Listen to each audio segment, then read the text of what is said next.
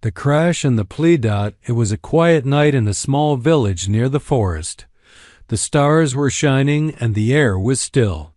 Most people were asleep, but Daniel, a 24-year-old man, was sitting outside his house. He liked the peace of the night. It helped him forget the stress of his life. Suddenly the sky lit up with a bright blue light. A loud sound followed like thunder mixed with metal breaking. Birds flew from the trees. The ground shook for a second. Daniel stood up quickly. What was that?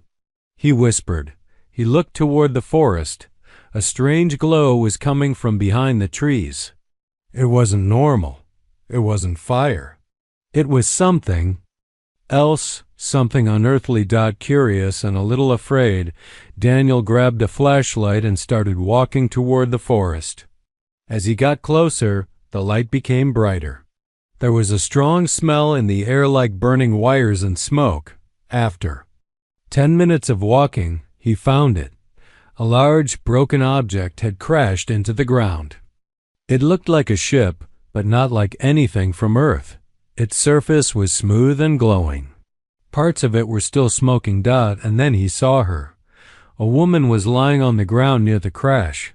Her skin had a soft silver tone.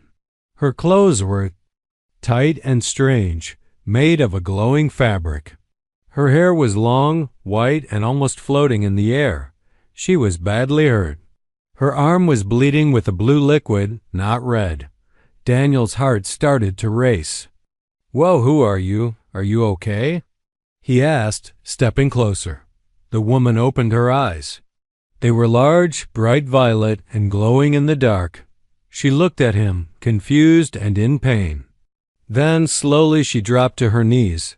Daniel stepped back, surprised. "Hey, what are you doing?" She looked up at him, tears in her glowing eyes. "Please," she said in a soft voice. "Please marry me." Daniel blinked. "What?" The woman's voice became weaker. "If I don't bond, I will die." He looked around. No one else was there. The forest was silent. Just him and this strange, glowing woman asking him to marry her. "I don't understand," he said. "My name is Alara," she said. "I come from another world. I was not supposed to come to Earth like this. My ship was attacked. I escaped. But I'm alone now, my body needs connection. Without a soul bond, I will not survive. And you are the only one here." Daniel couldn't believe what he was hearing. A soul bond? Another world? This had to be a dream. "You mean, if I don't help you, you'll die?" he asked. She nodded. "Yes, I need a human to bond with me. It's the only way." Daniel looked at her. She was shaking. Her skin was glowing weaker. She looked like she was fading. "But why me?" he asked. "You have a strong heart," she said, her voice softer. "I felt it when you came close. You are kind. You are brave. I don't want to die alone." Daniel didn't know what to say. Every part of him was screaming to run away. But another part, the part that saw her pain, told him to stay. "Okay," he said finally. "Let me help you. But I don't know how to marry an alien." She gave a weak smile. "Just say yes. That is enough for now." Daniel looked into her eyes. "Yes," he said, "I'll help you." Suddenly, a strange light came from her body. It wrapped around both of them like a soft wind. Daniel felt warm, but also strange. Like something was entering his mind. He saw a flash, a giant planet, made of glass, people with silver skin, a war, and then darkness. He fell to his knees. What was that?" he asked, holding his head.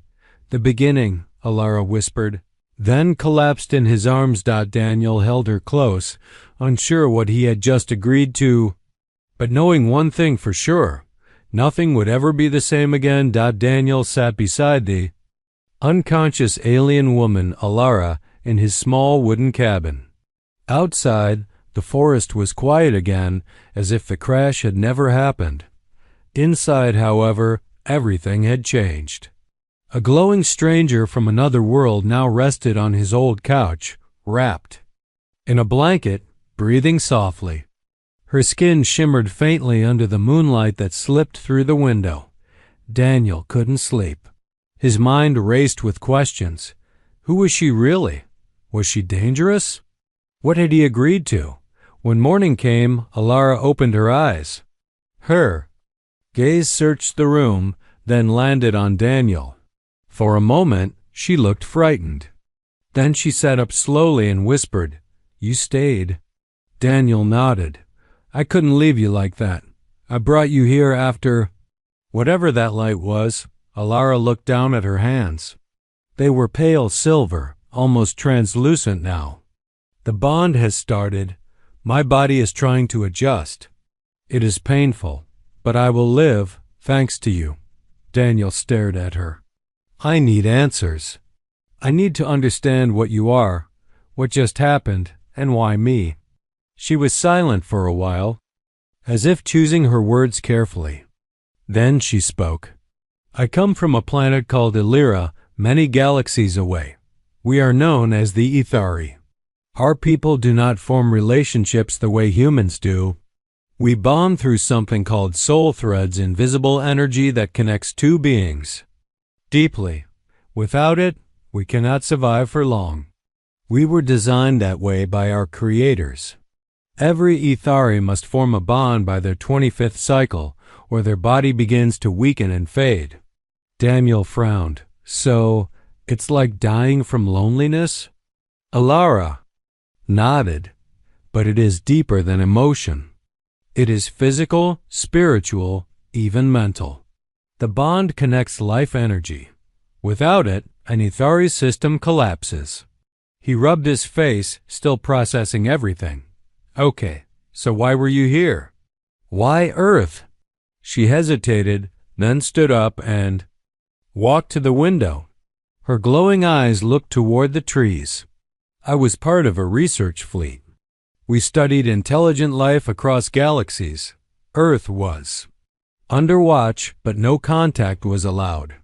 We were forbidden to bond with humans, but something went wrong. Our ship was attacked during re-entry. I was thrown out in an escape pod. I didn't expect to survive." Daniel leaned forward. "Attacked? By who?" "I don't know," she said, "but I fear it wasn't an accident. My people, some of them, don't trust me. I've broken rules before." That caught Daniel's attention. "What kind of rules?" Alara turned around, her expression serious. "I once made contact with a human years ago. I disobeyed orders. They erased the human's memory and punished me. Since then, I've been watched, tested. This mission was my last chance to earn back trust. But now, I believe they used it to get rid of me." Daniel stood up, shocked. "So they tried to kill you? Or leave me here to die slowly," she said calmly. "Without a bond, I would have faded away in the forest. Alone, in pain." Daniel felt a strange anger rise in his chest. How could any species be so cold? He looked at her closely. Despite her alien features, there was something deeply human. In her fear, sorrow, hope, she wasn't a monster. She was a person. But why me? He asked again, softer this time. Alara stepped closer, her voice almost a whisper. "Because when I looked into your eyes in the forest, I saw kindness. I felt your energy. The bond responds to emotion. You didn't run from me. You tried to help. And that was enough." Daniel sighed. "This is all crazy, but I believe you. I just don't know what happens next." Alara touched her chest. "The bond must deepen. Right now, it's weak, temporary. I will live, but if we do not complete it, I will fall sick. Again, and you may feel pain too." "Wait, what?" Daniel blinked. "It can affect me?" "Yes," she said, "because part of your energy is now linked with mine. It's harmless if the bond grows, but if it breaks suddenly, it could harm you." Daniel sat down heavily. "So we're Connected now? She smiled softly. Yes, but not like humans. Think of marriage. It is not about ownership. It is about balance, trust, harmony. He looked at her for a long moment. Then let's try. I don't know what I'm doing, but I won't leave you. Outside, the wind moved through the trees, whispering through the leaves like voices from far away.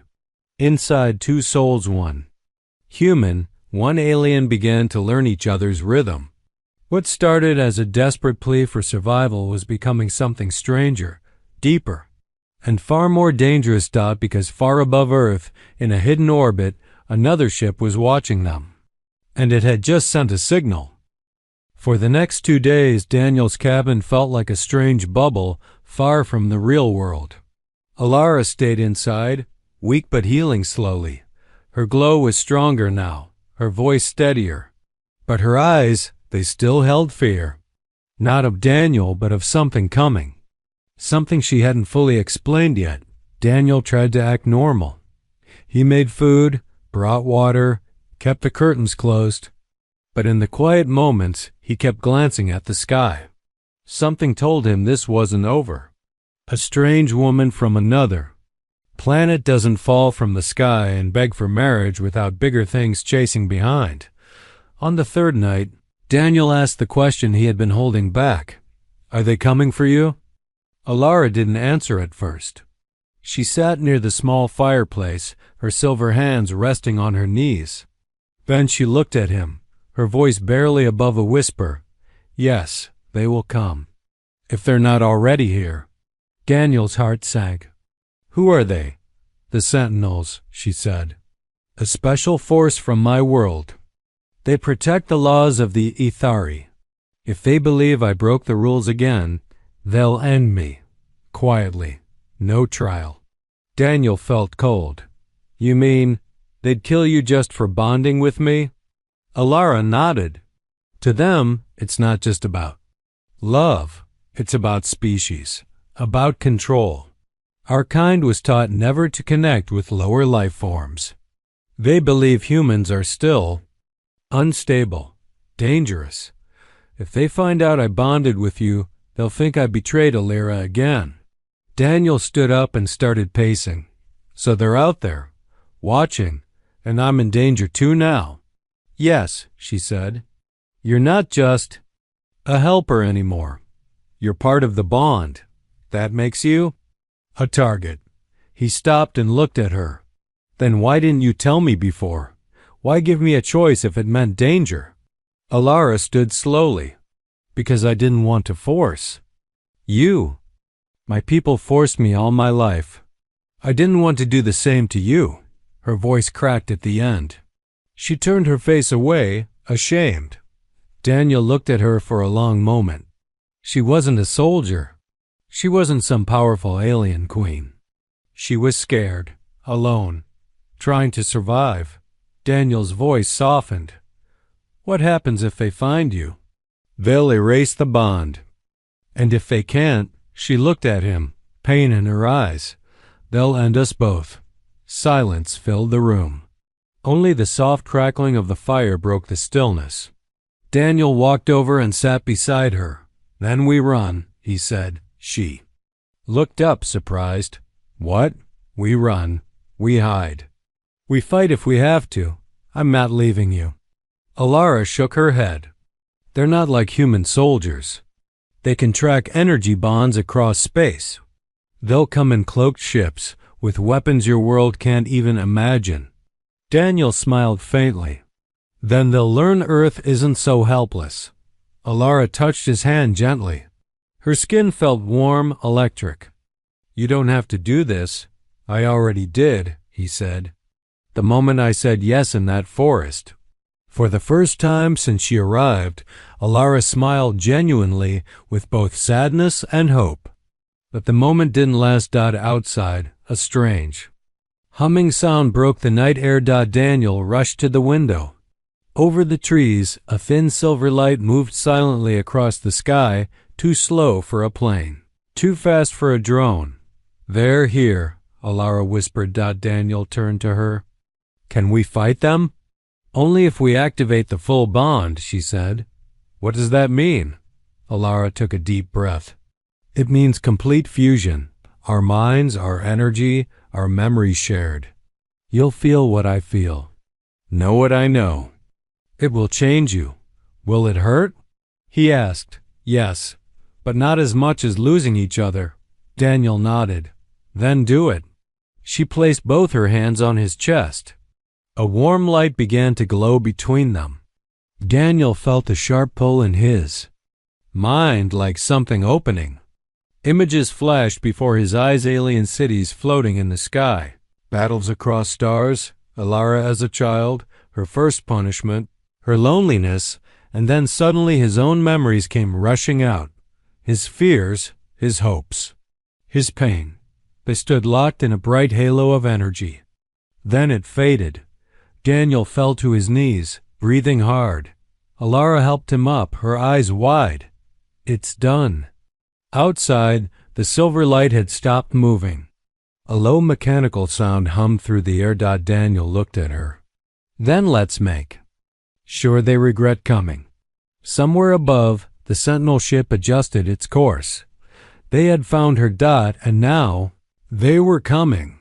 The wind outside Daniel's cabin howled as if warning the world of something coming. The trees bent slightly under invisible pressure, and the air felt heavier, as though the sky itself was holding its breath. Inside, time moved slower. Daniel sat on the floor beside Alara, his hands trembling, heart racing not with fear, but with the weight of something ancient and unknown pressing into his soul. Alara had changed. Not in form, but in presence. Since they had started the soul connection, her glow had grown stronger. Her voice carried an echo, like the sound of many memories behind a single sentence. She now stood taller, more confident, but there was also sadness in her eyes, like someone preparing for something they might not return from. The initial link is not enough, Alara said gently, kneeling in front of him. What we did opened the door. But to survive what's coming, we need to seal the bond completely. The ritual must be finished. Daniel nodded slowly. Is it like a wedding? Alara gave a soft smile. In your terms, yes. But it is older than any human ceremony. It's not about words or rings. It's about surrender, trust, two souls, becoming one fully. She stood and walked to the center of the room, where she placed a small silver device from her suit onto the wooden floor. It unfolded silently, forming a glowing circle of light.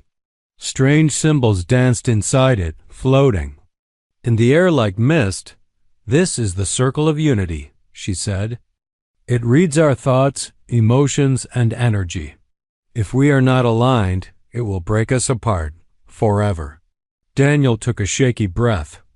What happens if we succeed? We will become one energy. I will live. You will become something more than human, but also less. You will feel my pain, my past, my future, my death, if it ever comes, and I will feel yours. Daniel stepped forward. If we fail, she hesitated, the ritual will destroy us both. Instantly, silence filled the cabin again. Daniel looked into her glowing eyes, then stepped into the circle. Then let's try. I'm not afraid. Alara entered too. The moment her foot touched the circle, a warm wind rose inside the cabin. Papers flew, flames flickered. The symbols began to spin faster, pulsing with life. Close your eyes, she whispered, and open your mind. As Daniel shut his eyes, he felt something press against his chest, not physically, but emotionally. It was like a second heartbeat, faster than his own. Then the light consumed him. He wasn't in the cabin anymore. He stood in a vast white space, with no ground, no sky, just endless light. Across from him, Alara appeared, but not in her silver suit. She wore flowing fabric made of stars and light. Her hair moved as if underwater. She looked ancient, powerful, and sad. You are now in the thread space, her voice echoed all around him. Here, we share what's hidden. You cannot lie here. Neither can I. Images began flashing around them. Alara as a child running through glowing fields, watching her planet's twin suns rise. Her punishment, her exile, loneliness beyond words. Then came Daniel's life, his childhood pain, his broken dreams, the night he lost his father. The quiet emptiness he carried daily. They watched each other's truths in silence. Then Alara stepped forward, holding a silver thread that pulsed with light. "This is my soul," she said. "If you take it, I take yours. There is no going back." Daniel reached out. "I'm already yours." When he touched the thread, a surge of heat and light poured through him. His body floated, his mind stretched. He could feel stars, voices, planets, and at the center of it all, Alara, her presence wrapped around his like a warm storm. Their hearts beat in perfect sync. Time disappeared. Then everything turned dark. Deep, booming voice echoed through the thread space. "You have violated sacred law." Daniel spun around. Shadowy figures formed tall, faceless beings made of stone and mist. The Sentinels. Alara turned, stepping protectively in front of Daniel. "No," she shouted. "He is my bondmate. I choose him. Let me live." The shadows didn't move. "You have sealed your fate. You will be judged." Then, with a flash, Daniel and Alara were thrown out of the thread space. They landed back in the cabin. The circle cracked in the middle, and the device turned to ash. Both were on their knees, gasping, sweating. Daniel looked at her. "Did it work?" Alara nodded slowly. "Yes, we are bound." Outside, thunder cracked not from clouds, but from the sky itself tearing. "They know," she whispered. "They're coming faster now." Daniel stood, helping her up. Then, "Let them come. I won't run." She looked at him with something more than love-trust born from shared pain. And above the earth, a black ship entered the atmosphere, unseen by all, except two bonded souls preparing to face the stars together. The air turned heavy just before it began. Daniel felt it first, a pressure in his chest like someone pushing down on him. Alara stood near the window, her eyes glowing brighter than ever. She didn't say a word. She didn't need to. The bond between them was complete now, and Daniel could feel her fear as clearly as his own heartbeat. "They're close," she said softly. The sky outside had darkened unnaturally, even though it was still morning. Clouds hadn't gathered. It was something else. Above the earth, something massive had arrived, invisible to human eyes but not to bonded souls like theirs. Daniel stepped outside the cabin, scanning the tree line. Everything was still. The forest held its breath. Then came the sound, a low hum, deep and steady. It wasn't from any engine he knew. It was too perfect, too unnatural, like a sound that vibrated inside the bones rather than the ears. Alara appeared beside him, holding a small round device in her hand. "A disruptor field," she explained. "They're trying to block all signals. No internet, no calls, no cameras. They want to keep this quiet and deadly," Daniel added. The hum grew louder. Birds fled the trees. Animals ran across the ground in panic. Then, without warning, the air above the cabin shimmered, like heat waves over asphalt, and a long black figure began to uncloak. It was a ship, but not like anything from Earth. It looked like a floating blade, silent and smooth, with sharp angles and pulsing veins of blue light. 3 beams of light shot down from it, and in seconds they arrived. Sentinels. Tall figures, nearly 8 feet high, dressed in black armor that looked grown rather than made. Their faces were covered by mirrored masks. No eyes, no mouths, just silence and precision. They didn't speak. They didn't need to. Alara stepped forward. Under the laws of Illyria, I demand the right to speak. The sentinels didn't respond. Instead, the one in the center raised its hand, and a silver pulse of energy shot toward them. Daniel barely had time to react. The bond kicked in like a reflex. His arm moved on its own, catching the blast with a shield of glowing light that appeared from nowhere. The impact threw him back, but he stood up again, shocked and alive. I blocked it, he said, eyes wide. Alara grabbed his arm. Your body is adapting. The bond is making you more like us. But it comes at a cost. Daniel's skin was glowing faintly now. His veins shimmered beneath the surface. He didn't feel human anymore. Not fully. The sentinels moved again, fast. One dashed toward them, faster than any soldier could move. Alara threw a wave of energy from her palm, knocking it into a tree. But the second one reached Daniel and slammed him into the ground. Pain shot through his back, but something inside him fought back. A burst of light exploded from his chest, sending the attacker flying. He stood, breathing hard. I don't know how I'm doing this. You're not, Alara said. We are. Together they fought. Daniel and Alara moved like they had. Trained for years. Every attack, every dodge, every strike in perfect sync. The bond guided them. They were not just two people anymore. They were one force. The fight was quick, brutal, and silent. The forest lit up with glowing energy and broken trees. When the last sentinel stood to attack again, Alara stepped forward, eyes burning. No more, she whispered. She raised both hands and a column of light exploded from the ground, lifting the sentinel into the air and tearing its armor apart. It vanished in a flash, leaving only smoke. Then everything went still. The forest was broken in places, scorched in others, but quiet again. Daniel dropped to his knees, exhausted. That was insane, Alara joined him. They won't stop. This was just a scout team. The council will send more, stronger ones. He looked at her, his face pale. How do we fight a whole galaxy? Alara reached out, touching his face gently. We don't. We show them something they've never seen. A human and an Ithari, fully bonded, fully united, choosing each other. It's not war they fear. It's change. Daniel took her hand. Then let's change everything. But far above, in orbit beyond human reach, the council's eyes watched. The failed mission, and now a new decision was being made. Not to capture Alara, but to erase Earth entirely.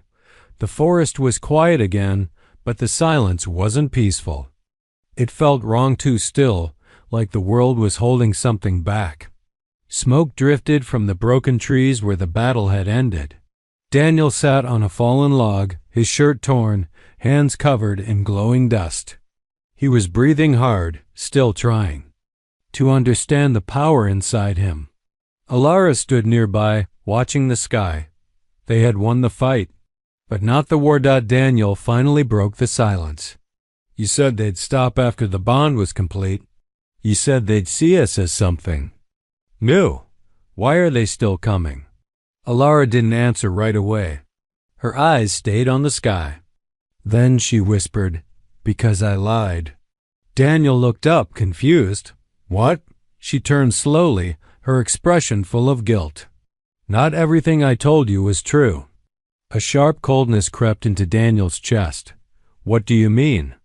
Alara stepped closer, her voice shaking. I told you I was punished once before, that I broke the law. That's true. But I didn't just contact a human. I bonded with one, years ago. Daniel stood up, shocked. You bonded with someone. Before me? She nodded, slowly. His name was Caleb, a researcher. He found me when I crashed during an early mission. We spent weeks together, and I grew close to him. I thought our bond could be peaceful, secret, but the council found out. They took him. They wiped his memory. They made me watch. Then they banished me. Daniel's voice cracked. Why didn't you tell me this before? Because I didn't want you to think this was fake or that I was using you. But now that the council has seen us together, they'll assume I broke their laws again. They think I can't be trusted, that I fall too easily for humans. He turned away, his thoughts spinning, his hands clenched. Was I just a way to survive again? Another life bond to keep you alive? No, she said quickly, stepping toward him. It wasn't like that. I didn't mean to bond with you. I tried to resist, but the moment we touched, I felt something different, deeper, not survival, choice. Daniel looked into her eyes. They were glowing softly, filled with sorrow. I wanted to believe you, he said. I gave everything. I let something inside me change. I don't even know what I am anymore. You're still you, she whispered, but now more. He backed away slightly. You say that, but now the council wants to destroy Earth because of what we did. How can I trust anything you say? Alara closed her eyes. Because I'm going to prove it. From her side pouch, she pulled out a small silver cube. This holds the truth. A memory record. Every moment between me and Caleb. The council wiped his mind, but not mine. I kept this hidden for years. She placed it in Daniel's hand. It pulsed softly. He activated it. A projection rose before them, images of a younger Alara and a human man smiling, speaking softly, bonding under starlight. The connection between them was real, gentle, beautiful. And then the council arrived. Ships in the sky, soldiers, Alara screaming, Caleb being pulled away. His memory wiped before her eyes. The recording ended. Daniel stared at the space where the image had vanished. Alara spoke gently. I was punished for love. And now I fear I've brought danger to your world by loving again. But I didn't lie to hurt you. I lied to protect this U.S. Daniel was silent for a long time. His heart was torn. He wanted to be angry. He wanted to run. But the bond they had shared everything now. Her pain had become his. He walked toward her slowly. Then tell me one last thing, and tell me true. I will, she said. Is there any way to stop them? To stop the council? She hesitated. Yes, but it's dangerous. There's an ancient artifact, the core of truth. It holds the original laws of the Ethari. If we reach it and present our bond before it, the council must listen. They cannot erase what is recorded by the core.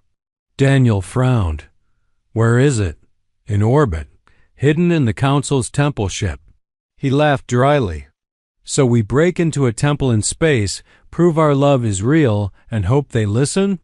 Alara smiled weakly. Yes. Daniel took her hand. Then we better steal a ship. Above them, the sky shimmered again. The council was preparing their final move, but now Daniel and Alara had one last plan, not to fight back, but to change everything. The earth was no longer silent. High above the clouds, hidden by advanced cloaking systems, the council's temple ship floated like a black moon, cold, watching, judging. Inside its vast chambers, Ithari elders stood in a circle of light there. Silver eyes glowing, their faces locked in timeless expressions.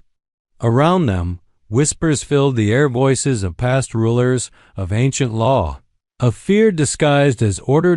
Far below, Daniel and Alara stood on the edge of a cliff, staring into the sky. The coordinates were set. The stolen scout ship behind them hummed quietly, its systems unfamiliar but ready. Daniel adjusted his grip on the Ithari gauntlet wrapped around his forearm, gifted by Alara, linked to their bond, now part of who he was. You still have a chance to walk away, Alara said softly. Without looking at him, Daniel smiled, tired. But sure, and miss the chance to break into an alien temple with my soulmate? Not likely. She gave a weak laugh, then stepped into the ship. Daniel followed. As the door sealed behind them, the forest disappeared. The stars grew closer. Ship broke atmosphere in seconds. No alarms, no satellites detected them, just silence as they moved into orbit, where giants waited. And then they saw it.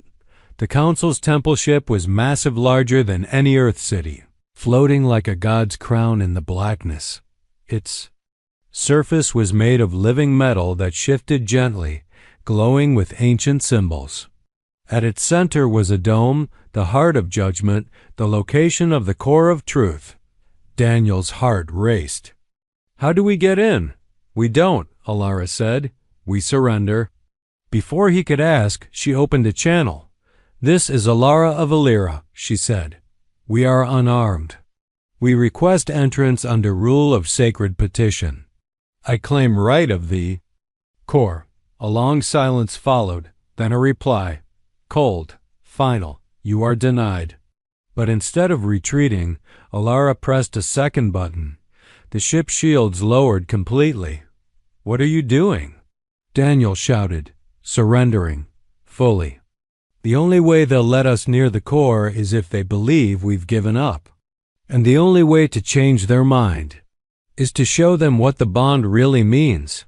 The ship shuddered as it was pulled into the temple ship's docking bay. Lights went out. The engines silenced, and then they were inside. The docking doors opened and 20 sentinels stood waiting. Daniel stepped forward, holding Alara's hand tightly. His legs shook, but he didn't stop. They were taken through glowing halls, past silent statues and energy walls. At the center of it all was the core of truth, a floating sphere of white light swirling with golden threads. It hummed like a living heartbeat. The council stood nearby. One of them spoke. "You were warned, Alara. Now your bond has made you both criminals." Alara bowed slightly. "Then judge us before the core. If our bond is false, let it erase us. If it is real, let it stand." The core flared once bright and commanding. Daniel looked at Alara. "What's going to happen?" "The core will enter us," she said. "If we have lied even to ourselves, it will destroy us." Daniel nodded. "Then we have nothing to fear." They stepped into the circle beneath the core. Light poured over them. It was warm at first, then burning. Their memories ripped open again. Their bond was exposed. Not just moments of love, but pain, doubt, anger, and fear. The core demanded truth, and it took everything. Daniel screamed as the weight of it hit him. Alara fell to her knees, clutching his hand. Then something unexpected happened. The core pulsed once, then again, and then changed color, from white to blue, then gold. The council murmured in confusion. The core spoke not with sound, but with presence. Bond accepted. Truth confirmed. The chamber shook. Energy rippled across the temple. The council stepped back in fear. "What is this?" One elder gasped. The core glowed brighter. "This is evolution. This is choice. This is the future you feared." Daniel stood, breathless but alive. "You wanted to erase Earth, to erase us, but now your oldest law has accepted our bond. What will you erase now? Your own truth?" The council was silent. One by one, their heads lowered. Then the oldest among them stepped forward. "You have changed the law by surviving it," he said. "The bond between Ithari and human is now recorded in the core. We can no longer deny it." Alara looked at Daniel. Tears fell from her glowing eyes. "It's over," she whispered. "We did it," he nodded, smiling. "We didn't just survive, we proved them wrong. They were given safe passage back to Earth, not as fugitives, but as symbols of something new, a living bond between two worlds." As they landed, Daniel looked up at the sky. "Think they'll ever come back?"